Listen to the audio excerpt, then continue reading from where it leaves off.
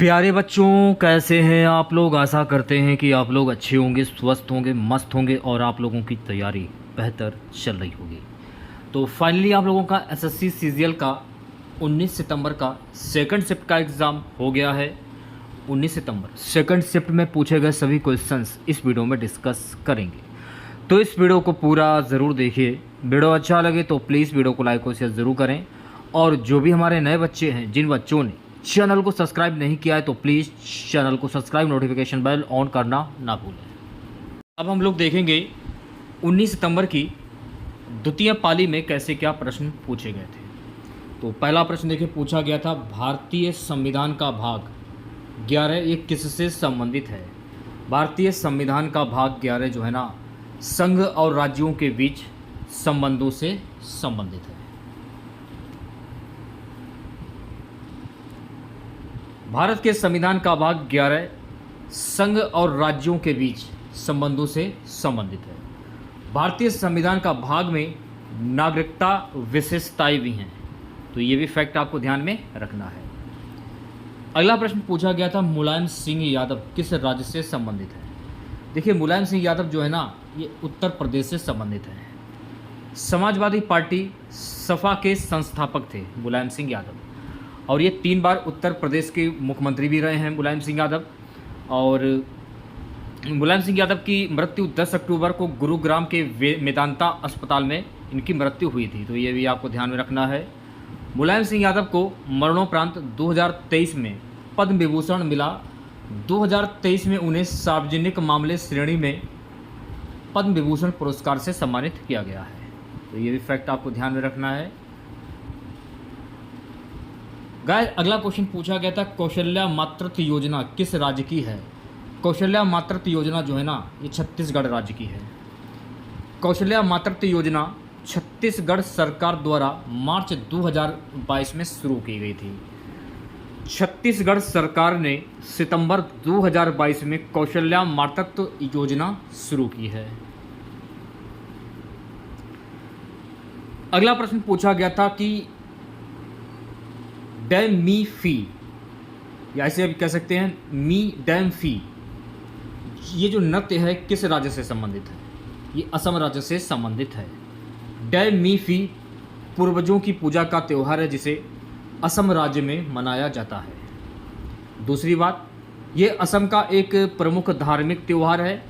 असम के लोग अपने पूर्वजों को खुश करने के लिए उनकी पूजा करते हैं, ताकि ये सुनिश्चित हो सके कि उनके पूर्वज उन पर हमेशा नज़र रखें। अगला प्रश्न पूछा गया था, वीडी सावरकर को अंडमान कब भेजा गया था। वीडी सावरकर को अंडमान वर्ष 1911 में भेजा गया था।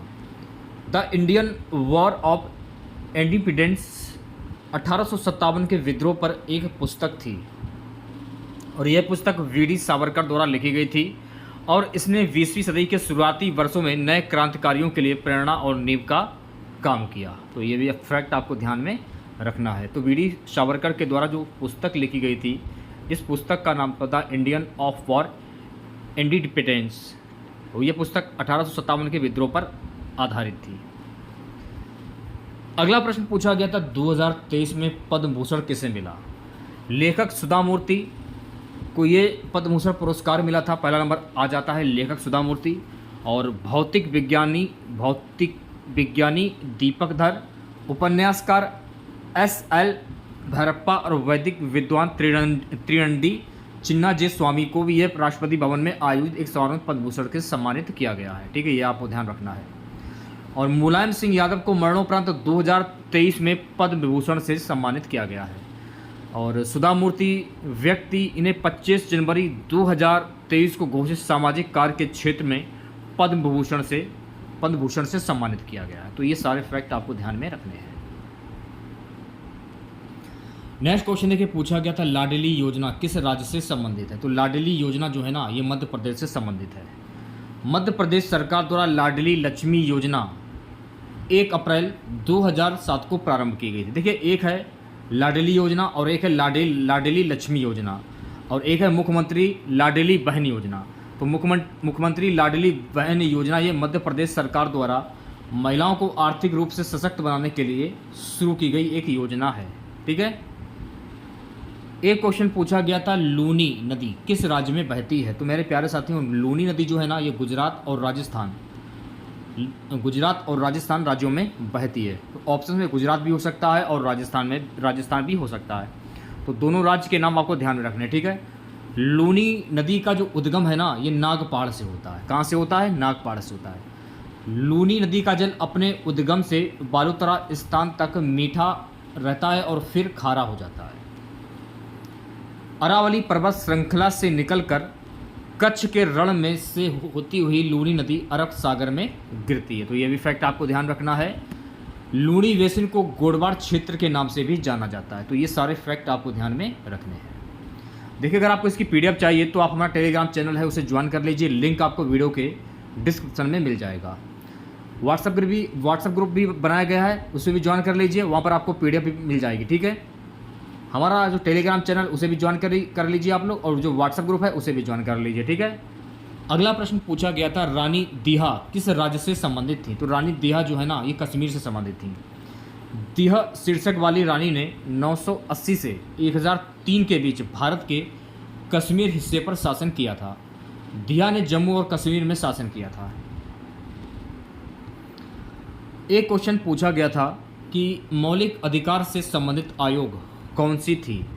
मौलिक अधिकार, अल्पसंख्यक और जनजातीय एवं बहिष्कृत क्षेत्रों पर सलाहकार समिति ने अपनी पहली बैठक 5 उप समितियां गठित की, जिनमें मौलिक अधिकारों पर एक समिति भी शामिल थी। समिति में 12 सदस्य थे और इसकी अध्यक्षता जेबी कृपलानी कर रहे थे। मौलिक अधिकारों पर उप समिति ने 3 बैठकें की थी। तो ये आपको ध्यान में रखना है, ठीक है। नेक्स्ट क्वेश्चन देखिएगा।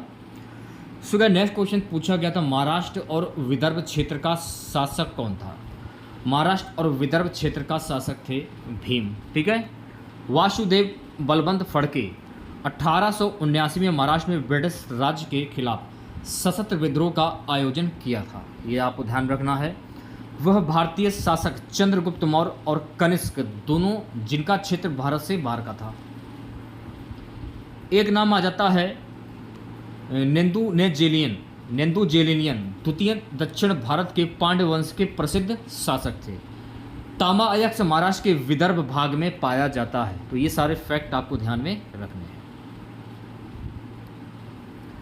सुबह नेक्स्ट क्वेश्चन पूछा गया था कि एग्रीकल्चर शॉट किस खेल से संबंधित है? तो मेरे प्यारे साथियों, एग्रीकल्चर शॉट जो है ना, ये क्रिकेट से संबंधित है। किससे संबंधित है? क्रिकेट से संबंधित है। एसज शब्द जो है, ये भी क्रिकेट से संबंधित है। और एक है पिवोटिंग बास्केटबॉल। पिवोटिंग खेल जो है, ये बास्केटबॉल खेल से संबंधित है। और स्टंप जो है, ये किस खेल से संबंधित है? तो स्टंप जो है ना, ये गोल्फ से संबंधित है। बास्केटबॉल खेल में डंक शॉट का प्रयोग किया जाता है। अगर आपसे पूछ लिया जाए कि बास्केटबॉल खेल में किस शॉट का प्रयोग किया जाता है, डंक शॉट का प्रयोग किया जाता है।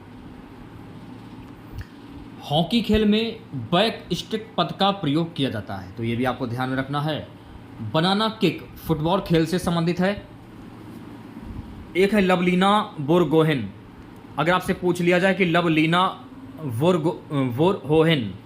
बोरहोहेन ये किस खेल से संबंधित है, तो लवलीना बोरहोहेन जो है ना, ये मुक्केबाजी से संबंधित है, ठीक है। टेबल टेनिस खेल में शयखंड ग्रिप का प्रयोग किया जाता है। तो ये भी आपको ध्यान में रखना है। शतरंज खेल में विशब का प्रयोग किया जाता है। रणजी ट्रॉफी ये क्रिकेट से संबंधित है। तो ये सारे फैक्ट आपको ध्यान में रखने हैं, ठीक है। मेंडलीव के अनुसार एल्यूमिनियम का परमाणु द्रव्यमान कितना होता है? 27 होता है। कितना होता है?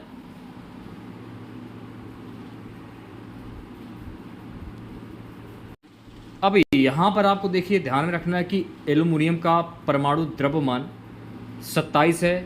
54 ग्राम एल्यूमिनियम में मौजूद अणुओं की कुल संख्या कितनी होती है? 2 होती है। अगर मान लीजिए एल्यूमिनियम का परमाणु द्रव्यमान 27 है, तब 81 ग्राम एल्यूमिनियम में उपस्थित मोलों की संख्या कितनी होती है? 3 होती है। तो ये भी आपको ध्यान रखना है। एक प्रश्न देखिए, इकोलॉजी से पूछा गया था, इकोलॉजी की परिभाषा। तो इकोलॉजी शब्द को अष्ट हैकल द्वारा गढ़ा गया था। यह जीव विज्ञान की शाखा है जो संगठनों का अध्ययन उनके वातावरण में करती है। इकोलॉजी पारिस्थितिकी शब्द ग्रीक शब्द ओकोलॉजी से लिया गया है। और पारिस्थितिकी शब्द जो है ये अर्नस्ट हैकेल के द्वारा पेश किया गया था। भारत में पारिस्थितिकी के जनक के रूप में किन्हें जाना जाता है? तो भारत में पारिस्थितिकी के जनक के रूप में रामदेव मिश्रा को जाना जाता है। ठीक है, तो ये सारे फैक्ट आपको ध्यान रखने हैं। सितार से संबंधित कथित कलाकार कौन थे? यह प्रश्न पूछा गया था। तो विस्तार पूर्वक जानते हैं कि कौन किससे संबंधित है। संतूर वादक से देखिए पंडित शिव कुमार शर्मा और भजन सोपरी संबंधित हैं। ठीक है, संतूर। और सरोद से अलाउद्दीन खान, अली अकबर खान, अमजद अली खान, बुद्धदेव दास गुप्ता, बहादुर खान, शरण रानी, जरीन एस शर्मा, ये सरोद वाद्य यंत्र से संबंधित हैं। वीणा से कौन संबंधित हैं? तो वीणा से जिया मोहिद्दीन डांगर, अय्यागिरी श्याम सुंदरम, दोराई स्वामी अय्यर, चित्ती बाबू और इमानी शंकर शास्त्री, धनमल, के आर कुमार स्वामी, सुंदरम बालचंद्र, ये वीणा से संबंधित हैं। और सितार से पंडित रविशंकर, शाहिद परवेज खान, बुद्धादित्य मुखर्जी और अनुष्का शंकर, ये जो हैं सितार से संबंधित। ठीक है, तो अगर आप लोगों को वीडियो अच्छा लगा हो तो प्लीज़ वीडियो को लाइक और शेयर ज़रूर करें। चैनल पर नए हैं, अगर आप लोगों ने अभी तक चैनल को सब्सक्राइब नहीं किया है तो प्लीज़ चैनल को जरूर सब्सक्राइब करें और नोटिफिकेशन बेल ऑन करना ना भूलें। देखिए, टेलीग्राम चैनल जरूर ज्वाइन करें आप लोग, वहाँ पर आपको बिल्कुल फ्री में PDF दी जाएगी। और हमारा व्हाट्सअप ग्रुप जो है उसे भी ज्वाइन कर लीजिए आप लोग, लिंक आपको वीडियो के डिस्क्रिप्शन में मिल जाएगा। तो मिलते हैं नेक्स्ट वीडियो के साथ। जय हिंद, जय भारत।